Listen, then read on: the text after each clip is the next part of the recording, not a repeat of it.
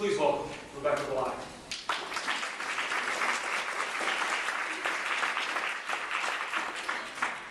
Thank you all. It's so nice to be here. This is my first North Carolina Writers Conference, so I'm really happy to be here.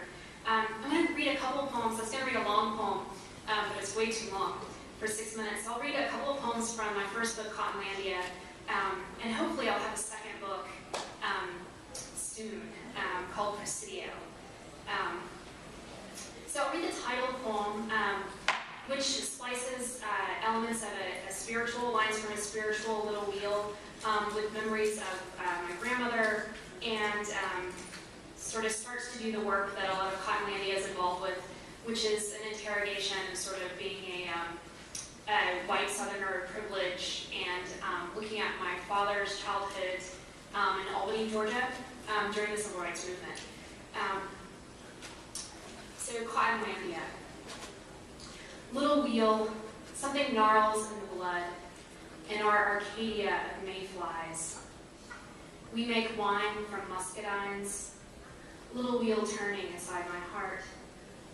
In January, after the crop floats to Appalachia, other cargo arrives, old men boot-blacked before the auction block. Shawl of casimere, calamus root, one small revolver on offer at Muse & Co. Little wheel turning, gossypium grows along the roads. Cotton alone does not spin into cloth, the bridge itself does not burn. Little wheel turning inside my heart. What's been must be storied, gristmill, cotton gin. What's invented, inventoried.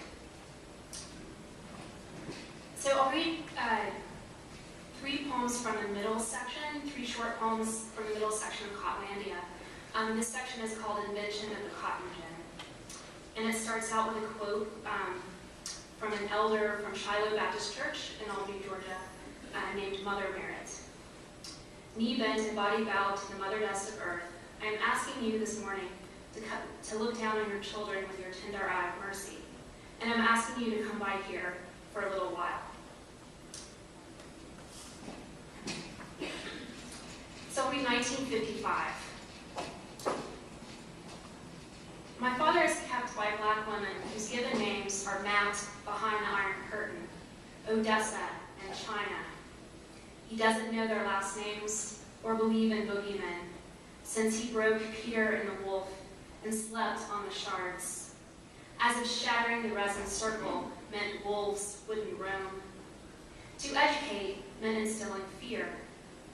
Odessa found the glossy bits and kept his secret. He hums her songs. We are climbing Jacob's ladder. We are climbing Jacob's ladder. At 6, his fears are rational. A cloud of radiation might dissolve the free world into dust as he sits atop the pony shed. He doesn't log the bomber recons from the base, as some boys do. In 12 years, a cloud of dirt billows into the sewer tunnel he's digging with his friend. The boss thinks both boys are dead. My grandmother paces at the sight until one body is borne up on a rope. For now, she trills alleluias in the Methodist choir, says gardenias when my father brings a runner snake to the table. And in Mississippi, Emmett Till, 14, formerly of Chicago, is found with a cotton gin motor coiled to his neck, like the circling of a rat.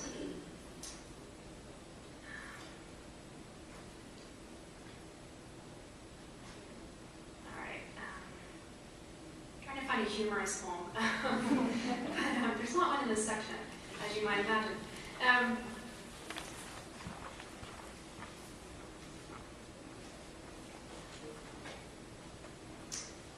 My dad became a civil rights attorney, went to law school to avoid Vietnam, and liked to ramble around and look at sort of archaeological sites and things like that. And he was sort of an amateur archaeologist. So this is about some controversy in the South where Cherokee bones were found and were on display for quite a while down. This was actually down in Georgia, but I think this sort of thing happens up here as well. So this is stomp dancing. And I'll read one short poem after this. Summers at Chihuahua Park, Cherokees returned from Western reservations for a festival. I'd watch the stomp dance with my brother from the bleachers, the beer company's Clydesdale parade. What change would dancing bring? We brought turquoise rings, authentic hatchets, a t-shirt that read Trail of Tears, while ants worked candy wrappers and cola tabs into a mound, and the lone buffalo at the zoo died of mange. Our house tuned quiet until I stomped in past curfew, jammed out to the Wailers, scripting silly thrillers with my Black Warrior pencil. On weekends, we'd argue over the stereo, Dad's tapes of native chants, opera dubbed on the other side, or my redemption songs.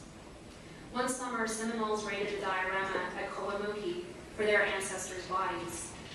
They descended, gods from the machine, to load boxes of bones into a Winnebago airbrushed with eagle wings. I stood very still in lipstick and stirrup jeans next to the wax figures of Squaw and Brave and the archaeologist, who seemed stunned at the dismantling, the opposite of a ceremony. Working together, my dad whispered, each man might bear the dead weight of 10.